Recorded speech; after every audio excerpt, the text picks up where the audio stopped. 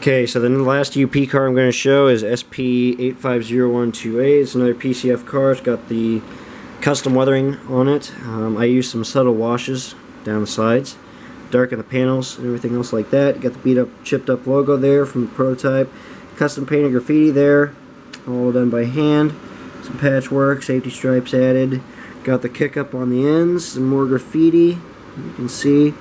And then something important to add on these cars is the safety stripes on the ends. A lot of people forget that when they model these cars, but UP puts these little square blocks of the safety stripe strips in between those the ladders on these cars. So it's an important detail to add if you're going to model these cars accurately. It's just one of those small things, I think. Anyways, on the roof, it's custom painted again, just like the other car. So I painted that, and then I did all the grime work, effects, and everything like that. With the acrylics and oils. And then on the ends you can see the kick up spray on that end, and then on this side some more custom painted graffiti, and then on this side, yeah, a little bit better, you can kind of see the just subtle washes running down the sides on the door there.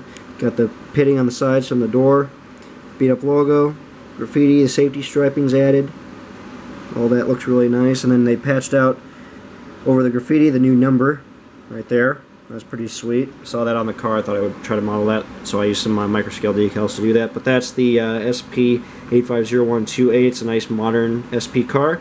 I'll be going into service, hauling some items there. Looks pretty good.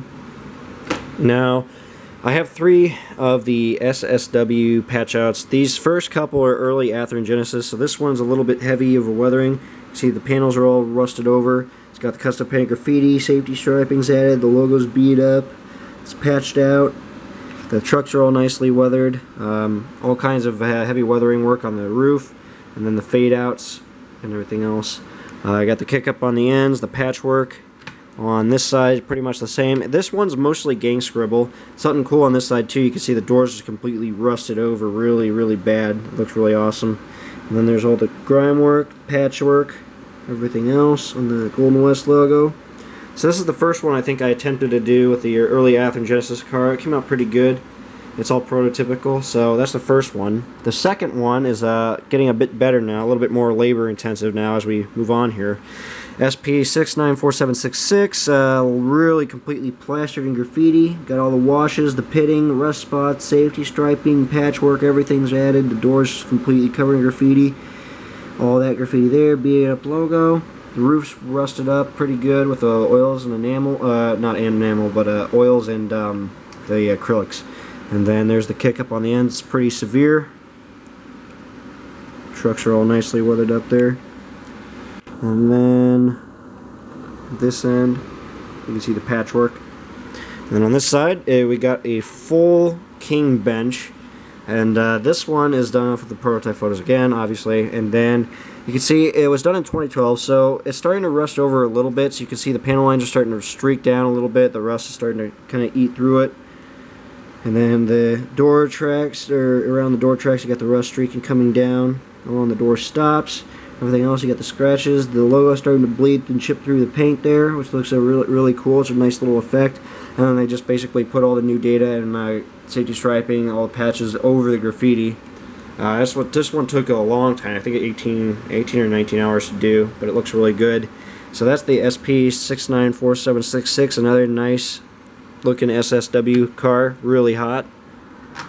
And then this last one was featured in my graffiti, or my video on graffitiing and weathering one of these Golden West cars. You can see it's the 694650, custom patched, weathered, got all the custom graffiti, safety striping added. This one's beat to hell. It's got all the rust streaks and everything, the ghost lettering for the Golden West logo, and the block squares there, the new patches, everything like that. You guys can see how I did this car in the video, which is a couple videos back by now. It looks pretty good though. I really like it. The roof is beat up, ends beat up, you got all the patching on the ends. This is a later Athearn Genesis car too, so it has all the nice details already added. And then on this side you got probably my favorite side here, all the graffiti, patching and everything else. As I said before, the doors completely just hosed with rust. It looks really nice. You can see that. And there's the graffiti. So that's the SP694650, another beautiful Athearn Genesis car completed. And I've been able to hold on to this one, even though everybody's been asking me to sell these. I've been actually doing a couple for customers now too. Now I got a couple more of these I'll show, but I'll save that for another video down the road. Hopefully when I get my new camera, so it shouldn't be too far out here. But that's the 3 SP cars I wanted to show you guys. Now moving on to some locomotives. I guess I'll go ahead and finish up this video with one locomotive. I'll save the other for later since I'm still kind of working on it at this point. Now you guys might recognize this one. This is the LTEX 9965 again. And if you remember, I had this locomotive originally, but the story is I actually sold the original one I had. And I got this one as a replacement recently, and I was able to remodel it, which is great. So this one, complete detail, re-detail, since it's an early Athearn model. Put all the detail parts like the custom ditch lights, the coupler bars, arrow hoses, train line hoses, the custom-made North Little Rock style plow, and everything else. The trucks and fuel tank are all detailed to prototype photos. The logos and the patching are all beat up, as you can see. I wish I had better lighting here. I would like to show this locomotive in a bit more detail, but you might have seen some pictures of this on the Facebook groups recently. I don't know if any of you saw those if you're following me on Facebook, but on the roof you get all the detail work too, like the AC units, relocated a horn, antennas, everything like that, conduit, piping, everything like that. It's just completely blacked out, rusted over on the roof. Some nice effects. The grills are grimed over. Working down the side of the locomotive, you can see the streaks. The trucks are all weathered up, of course. Grime, fuel tanks, grease and oil residue streaks from the fuel tank. The walkway's grimed over, greased out, patches are starting to go a little bit, and then you can see all the streaks from the grills, which looks nice. Darkened the grills, of course. There's the rear truck and all the details on the fuel tank.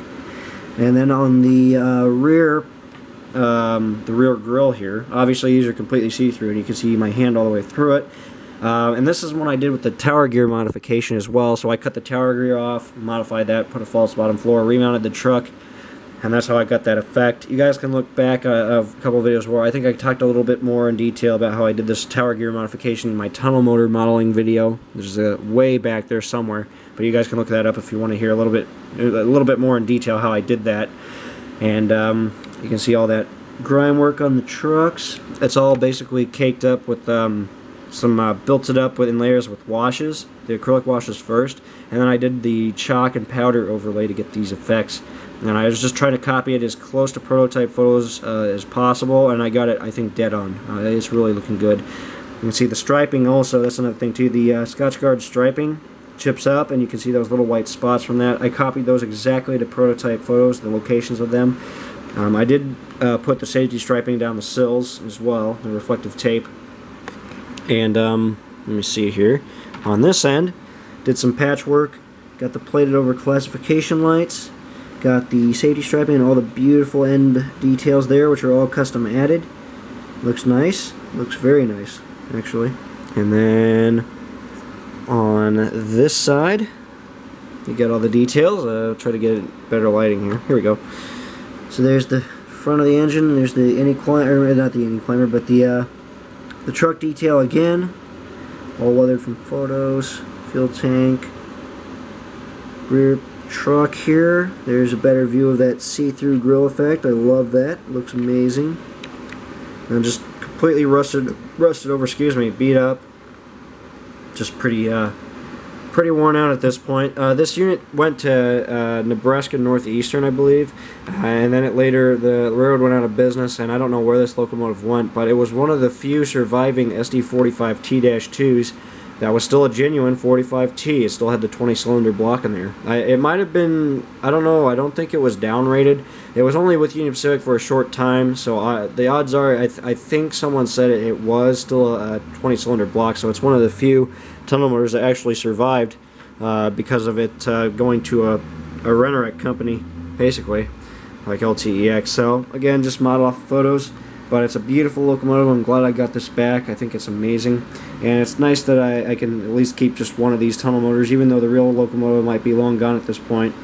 Still wanted to have at least one tunnel motor on my fleet that I can save. So that's the LTEX 9965. Beautiful locomotive. I got a bunch more locomotives I'm working on for customers, and I got HLCX locomotive coming up, but I'll show that in the next video. Got some more SSW boxcars coming up. I got some more modern Athearn patch outs, and then this stack here, some of this stuff here is customer, and then other stuff here is mine, including this stack back here. That's stuff for me, and just a lot of other projects. I will be coming back again, like I said in the early last part of this video. I will be coming back to the Union Pacific SD60 project. We will get that on the road when I get my new camera, so don't think I haven't forgot about that, guys. I'm sorry again for the delays with that, but we will get back to that, I promise. And we also will having I'll be trying to film some more how-to videos here in the future. I got a bunch of new projects I want to start showing, and even some more model building. I want to try to start filming, like freight car modeling, since that's been a real popular thing for modelers lately. Everybody wants to see what everybody's up to, how I do certain techniques, especially with my loads, my weathering. So I think it'd be a good idea to just kind of film something like that in a couple different videos of different freight car modeling projects, just so you guys can see how I do different things and show different techniques and stuff like that. So that'll be something I'll working on down the road here once we kind of get the ball rolling again with my new camera. But anyways, guys, that's pretty much what I got so far. Like I said, a bunch more projects on the way. You guys can stay tuned for that. You guys can keep following me on Facebook. Dan's Custom Trains is my Facebook page. I post on a bunch of quality groups as well, so I'm sure you guys will be seeing my work more on Facebook. You can follow me on Instagram under CoolHandDan05. I post work there all the time, and again on the Facebook group. So you guys can keep following me here. Subscribe if you haven't already. Leave comments. Let me know what you like, and I'll be sure to post more later on. So take it easy, guys.